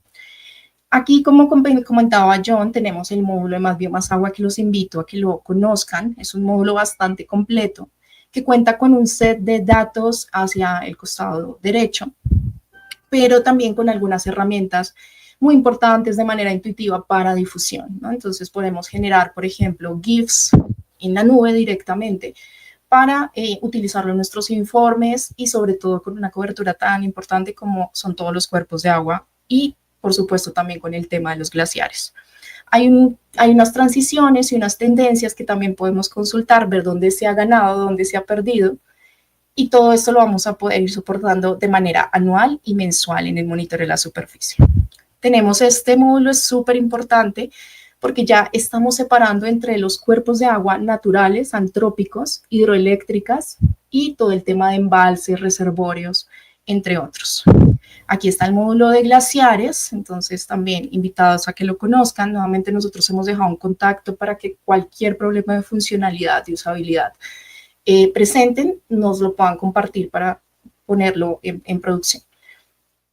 Aquí tenemos el módulo de calidad. Digamos, de manera transparente también queremos decirles que no todo cuenta con las mejores imágenes, entonces pues este módulo ayuda a solucionar esto. Y aquí se encuentra el módulo de pérdida de vegetación. Nos vamos a lo acumulado y vamos a tener casi que un panorama general de dónde tenemos esas pérdidas concentradas. Claramente aquí vemos nuestro arco de forestación de la Amazonía, pero en contraste también vamos a poder ver el módulo de vegetación secundaria, en donde vamos a tener año a año qué se ha recuperado y qué no, con los históricos, con la data, y precisamente con la contribución de la red Más Biomas estamos buscando seguir robusteciendo todo este tipo de información para generar talleres técnicos y que podamos comprender un poco más estos datos. Aquí quiero invitarlos específicamente a la sección de descargas dentro del website, porque aquí vamos a encontrar toda la información que se va actualizando constantemente. Entonces, por allí ya nos comentaban que el TIF no está funcionando, entonces en estos momentos también ya se está revisando justamente para poderlo revisar, el tema de permisos. Y aquí, por ejemplo, toda la documentación que podemos tener. ¿Y qué pasa con la exactitud? Esa fue una pregunta muy importante que nos hicieron hacia la colección 1. Y aquí quiero invitarlos también a que veamos esta primera aproximación de la colección 1 validada año a año desde el módulo de exactitud, en donde podemos filtrar todos los niveles y empezar a tener un primer resultado. Esta validación se desarrolló con externos, en estos momentos con una universidad, la Universidad Agraria de Perú, y con el apoyo de la PIC en Brasil. digamos que hay muchas cosas que creemos que pueden mejorar bastante. En este proceso se validaron cerca de 3.500 puntos para toda Colombia. Buscamos, digamos, precisamente poder aliarnos con instituciones, academia, gobierno, entre otros, para empezar a insertar validación en campo, imágenes de alta resolución, entre otros. Y, por supuesto, ese gran conocimiento local. Aquí está todo el equipo de Más Biomas que está detrás, quiero resaltar inmensamente, y digamos que básicamente quiero contarles que este no es solo el equipo de Más Biomas Colombia, llevamos aproximadamente más de 6 años trabajando en diseñando metodologías, ejecutando actividades de incidencia, de talleres también de análisis, ¿sí? Con la Red Amazónica de Información Socioambiental Georreferenciada. Y bueno, esto es básicamente lo que les quería compartir el día de hoy. Muchas gracias a todos. Muchísimas gracias, Karen. Pues ahora pudieron ver el potencial de Más Biomas, las plataformas que tenemos disponibles para el uso y consulta de la información, inclusive para la descarga. Los invitamos entonces a sumergirse en estos datos, explorarlos más a fondo a través de los enlaces que están ya compartidos por el chat del YouTube. Agradecemos la presencia nuevamente de todas las universidades y las preguntas que nos han hecho. Ahora entonces vamos a pasar como a resolver algunas preguntas, sin embargo pues les recordamos que es posible contactarnos a través de los correos electrónicos o el link de contacto que está en el website de Más Biomas Colombia. Allí estaremos muy atentos y atentas a contestar todas sus preguntas. Entonces, invito a John para apoyarme con esta respuesta. Sigmorad pregunta, ¿han utilizado imágenes de radar para abordar este tema de la inundabilidad? ¿Cuál ha sido la mayor dificultad al mapear la dinámica de los recursos hídricos en un país tan rico en agua como el nuestro? Muchísimas gracias por la pregunta. Bueno, en principio, el método de Más Biomas Agua utiliza datos ópticos basados en la identificación subpixel. Entonces, con base en esto, hemos mapeado desde 1985 hasta el año 2023. En primera instancia, ¿por qué? Porque es la serie más larga de datos ópticos satelitales que tenemos a disposición. Ahora bien, cuando revisamos los datos, encontramos que desde el año 85 hasta el año 97 para Colombia, por ejemplo, particularmente, tenemos vacíos de información. Y esos vacíos hacen, digamos que, difícil tener datos mensuales para esta parte de la serie histórica. Entonces, por eso estamos teniendo datos desde 1998 al 2023, porque tenemos más información y el modelo está ajustado. En próximas correcciones vamos a ajustar el modelo hacia el pasado, asociarlo, por ejemplo, con datos de ya netos de precipitación que vienen desde tanto del Instituto Nacional del IDEAM como datos globales. Ahora, también de las proyecciones de los datos de Más Biomas Agua es poder incluir datos de radar. Entonces, queremos bajar la escala. De hecho, en estos momentos estamos en proceso de utilizar datos Sentinel, que son datos que tenemos una temporalidad más corta. Tenemos datos ópticos y datos de radar que nos van a permitir afinar un poco más. Y adicionalmente a eso, asociado ya a la inundabilidad, en paralelo o más bien como derivado del proyecto de Más Biomas Agua, tenemos Más Biomas Wetlands o Más Biomas Humedales, que en un punto queremos poder determinar qué es lo que está pasando bajo el dosel, porque en estos momentos sabemos qué está sucediendo con el agua superficial, porque la podemos ver, pero no sabemos qué está sucediendo con el agua bajo las coberturas arbóreas, piense en el Pacífico o en la Amazonía. Ahora, con todo esto, muchas de las dificultades han sido las coberturas de nubes, porque en muchas zonas del país tenemos muy poca disponibilidad. Así como comentó Karen y mostró allí, hay unas zonas que cuando se mira la calidad del dato, son píxeles rojos. Eso significa que hay muy pocas observaciones en toda la serie. Entonces, estos han sido unos retos bastante complejos de sortear y que estamos analizando cómo podemos asociar las observaciones ya vistas y previstas con los datos del pasado. Ahora bien, también tenemos una heterogeneidad de nuestras cordilleras, ¿no? Tenemos los bosques y las diferentes coberturas y las diferentes zonas topográficas. Entonces, para poder sortear esto, el país se regionalizó y se utilizaron criterios particulares, región a región, para poder ajustar el modelo de la forma más precisa posible. Entonces, digamos que ese es uno de los abordajes que más biomas en general tiene, regionalizar, porque lo que funciona para la Amazonía no va a servir para la Guajira ni para el Caribe. Entonces, la regionalización en el método es muy importante y eso nos ayuda a sortear esas dificultades de la heterogeneidad. Muchas gracias, John. No, gracias a la persona que preguntó. Bueno, una pregunta que nos hace Marta Lucía Ortiz, dice que si podríamos incluir una escala de cobertura de equivalencia en Corinne Lancover, Colombia. Entonces, para esto invito a Julia a que nos cuente un poco cómo va a ser en el futuro esto. Sí, muchas gracias por la pregunta y también sugerencia, ¿no? Entonces, una opción que podemos hacer en el archivo con la descripción de la leyenda que tenemos allá en la parte de descargas, cómo acceder informaciones sobre la leyenda de los mapas, podemos añadir la equivalencia con la leyenda de Corinne Lancover, Colombia.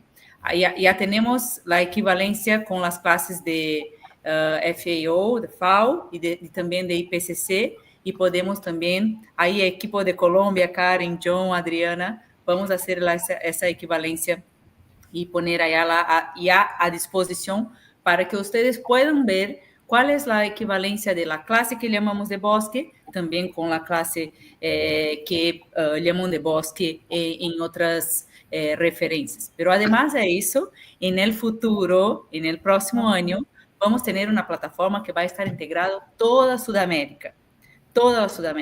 Y ahí vamos a ver toda Sudamérica con todos los mapas juntos de todas las iniciativas en los países de la Sudamérica. Y nuestra idea es que se pueden también hacer esa equivalencia visual en los mapas con las clases y otras referencias como de IPCC o como también con referencias regionales como esta de Corinne Lancover, Colombia. Entonces, en el futuro vamos a hacer esa equivalencia automática en el mapa que pueden consultar y seleccionar la leyenda que quieren, pero por el momento lo que ya vamos a disponibilizar es que ese archivo con la descripción de la leyenda puede contener también la equivalencia con otras informaciones regionales.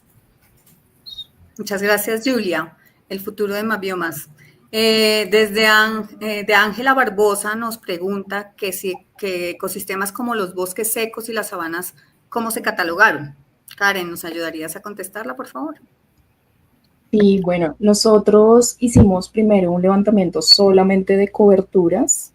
Sabemos que el bosque seco tiene esa vegetación xerófila distribuida en diferentes estratos, en diferentes, digamos que estadios también.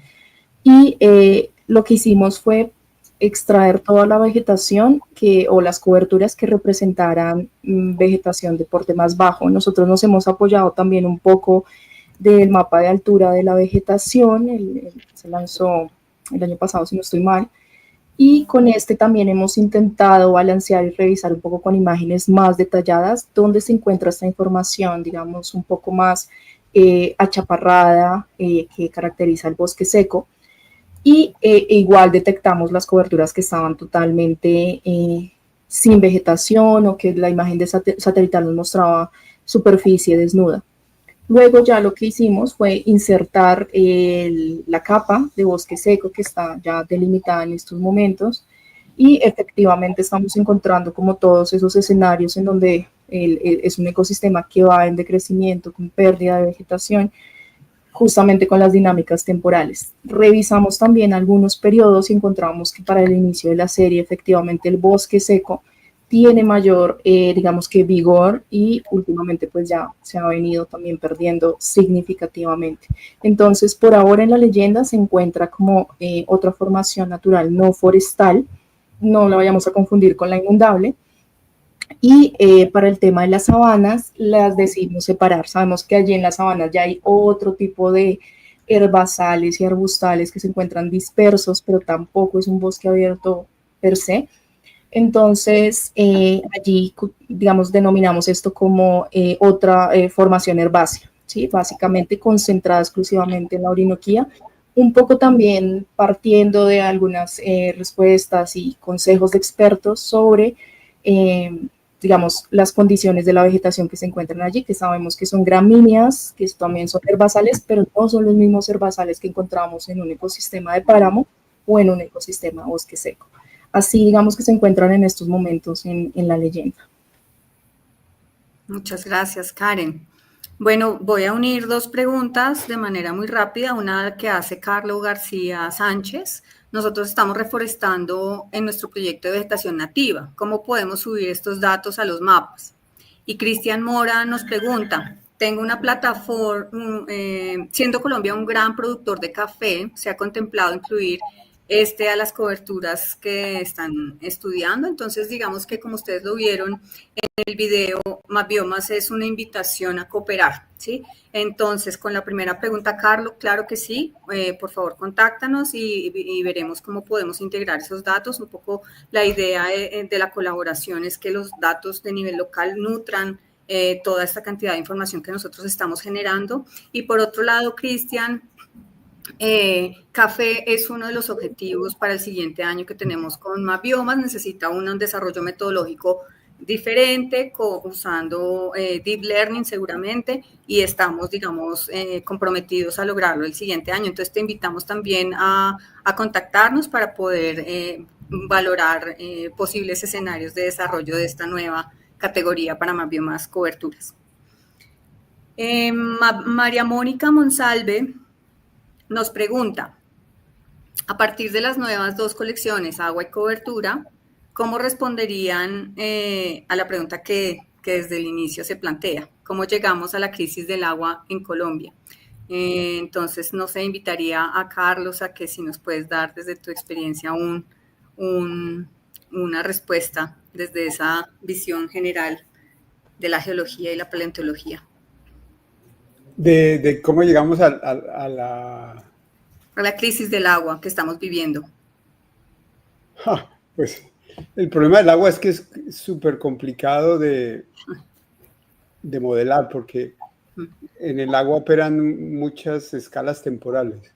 Entonces piense usted, por ejemplo, la lluvia en Colombia depende básicamente de la zona de convergencia de tropical que migra al norte y al sur, dependiendo si hay invierno en el hemisferio norte o en el hemisferio sur. Pero también está el chorro del Chocó, que añade agua a gran parte de Colombia durante parte del año. Y sobre esa variación anual de la precipitación, tenemos estos cambios que ocurren cada 3 a 5 años, que le llaman el ENSO, pero que si usted lo ve a escala temporal larga, realmente no es una anomalía, sino es parte del sistema. Y hay otro elemento que trae agua cada 10 años, otra que añade agua cada 12.000 años, cada 20.000 años, cada 100.000 años. Pero la lluvia neta de hoy es el producto de lo que está pasando a todas estas diversas escalas temporales y espaciales. Por eso predecir qué va a pasar en el agua en 100 años es mucho más complicado que predecir qué va a pasar con el agua en los próximos 2 o 3 días. Ya, por ejemplo, ahora estamos investigando cuándo empezó el chorro del Chocó, porque el chorro del Chocó no existía antes. Y hubo un fenómeno geológico que aún no sabemos cuál es precisamente, que hizo que el chorro del Chocó empezara a traer agua a la sabana de Bogotá, que antes era más seca. Pero esto es una escala temporal y espacial mucho más grande de lo que usted puede mirar en un satélite en 2 o 3 años. En BCI, que es la estación meteorológica de las más antiguas que existen en el trófico, en Barro Colorado, aquí en Panamá, se han venido tomando datos de precipitación casi por un siglo. Y cuando usted ve la precipitación, la varianza alrededor de la media es del 30% en este siglo. O sea, la variabilidad es altísima. Y no hemos visto un cambio significativo en aumento o disminución en la precipitación media anual. Pero también porque la varianza es supremamente grande. Así que uno puede tomar cualquier 5 o 6 años al azar de esta serie de un siglo y decir, el trópico se está secando, o decir, el trópico está cayendo más agua, porque las series de tiempo cortas no le dan a usted una visión real cuando la varianza es tan grande. Así que el agua es supremamente complicada, pero es lo que hace la diferencia en el trópico, ¿no? Sin agua no hay nada que hacer. Es cierto, Carlos. Muchísimas gracias por tu respuesta y por integrarte a esta iniciativa hoy. Muchas gracias. Hay una última pregunta que quisiéramos contestar y es ¿cómo se puede garantizar la integralidad, que lo hace Ricardo José Pérez Montalvo, entre los insumos derivados de diferentes plataformas oficiales del país? Este es un tema, digamos, importante de tratar.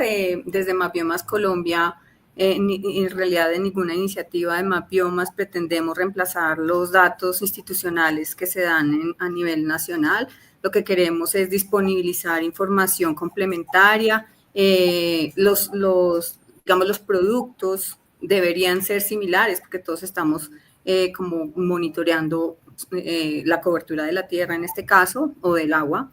Digamos, un poco lo que nosotros queremos es poder traspasar esas fronteras y tener una homogeneidad de las leyendas, como ya en algún momento lo mencionamos en la presentación. Entonces, eso sería como la respuesta breve. Sin embargo, pues los seguimos invitando a contactarnos con preguntas, iniciativas que quisieran sumarse a esta iniciativa que nosotros estamos promoviendo el día de hoy. Muchísimas gracias a nuestros panelistas, presentadores, a toda la red. Para finalizar, quisiera darle la palabra a Camilo Guido, director ejecutivo de la Fundación Gaia Amazonas, que es la institución que ha liderado este proceso de interpretación que hemos venido mostrando el día de hoy. Camilo, bienvenido. Gracias, Adriana. Bueno, pues desde Gaia Amazonas nos sentimos orgullosos de hacer parte de esta iniciativa de Mapbiomas. En nuestro papel de líderes de la iniciativa en Colombia hemos construido esta colección de datos con el propósito de generar una información histórica y actual que sea accesible a través de una plataforma interactiva que es de uso público, tema que es muy poderoso. Y estamos en un momento clave que tiene como derrotero ampliar y fortalecer la red de Mapbiomas en Colombia. Y en esta apuesta estamos convencidos que ante los retos que enfrentamos como humanidad, como sociedad, como nación, es necesario promover y abordar las acciones en red. Este trabajo colectivo en alianza es un pilar fundamental de nuestro modelo de producción de datos, por lo que extendemos una invitación a la sociedad en general, a los pueblos y gobiernos indígenas, a los pueblos afrocolombianos, a las organizaciones campesinas, a la academia, a las instituciones del Estado, tanto a nivel nacional, regional o local y en general, por ejemplo, también a otras organizaciones de la sociedad civil, para que se dé la oportunidad de conocer y unirse a esta iniciativa.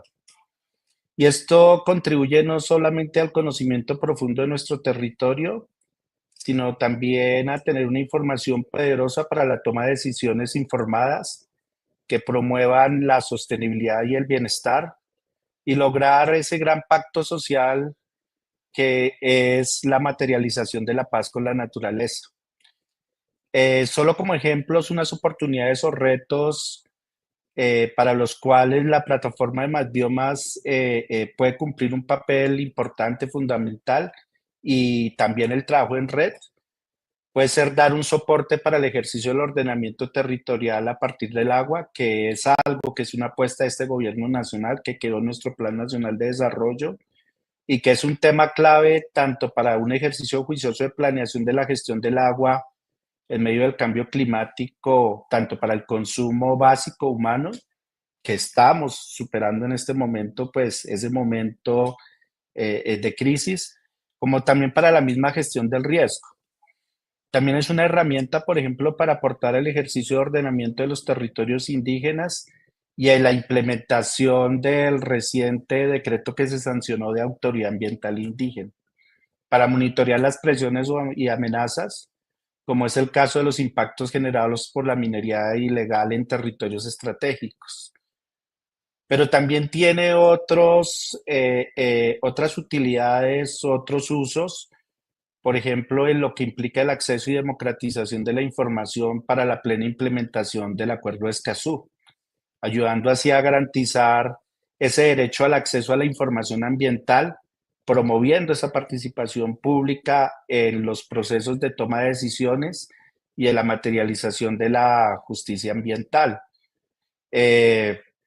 También lo que mencionaba Julia, y es tanto esa realidad hoy en día de MadBiomas, de ser una plataforma a nivel de país, pero también regional a nivel de la Amazonía, pero también cómo se está dando ese salto a todo un trabajo a nivel de Sudamérica y a nivel global. Entonces es una herramienta que consideramos realmente que es muy poderosa. Y pues por último, queremos hacer un reconocimiento y agradecimiento, empezando por Julia desde MadBiomas Global, a Carlos Jaramillo con su presentación, su exposición, a RAIS por hacer posible también materializar MadBiomas Amazonía, y en general a las organizaciones que brindan un apoyo tecnológico como Google, y a los cooperantes que han creído y han permitido materializar esta iniciativa. Tampoco está de más hacer un reconocimiento al equipo de Gaia Amazonas, tanto el equipo técnico desde sistemas de información, desde el equipo específico en MadBiomas, el equipo de comunicaciones, que han hecho posible este evento y tener disponible la información para todos.